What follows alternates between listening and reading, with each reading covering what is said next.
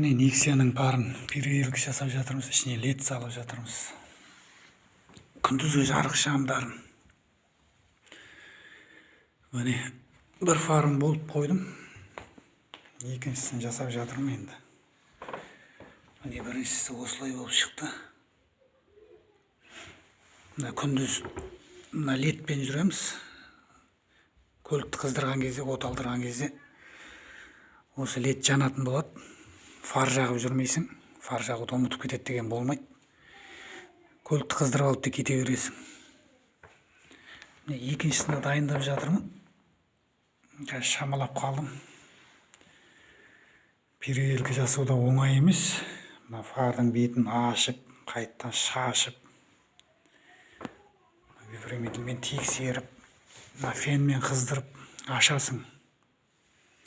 Ашуда дерт. Стеклосын сындырып алмауым керек. Іштері шаңға батып қалған екен, біраз тазаладым. Қазір жарқырап тұр, жылтырап. Енді жарық шамдары өте керемет түсетін шығар деп отырмын. Бұйырса болғасын кеште салып көретін боламыз. Міне жалғасын салып болғаннан соң тағы бір түсірермін видеоға бұйырса.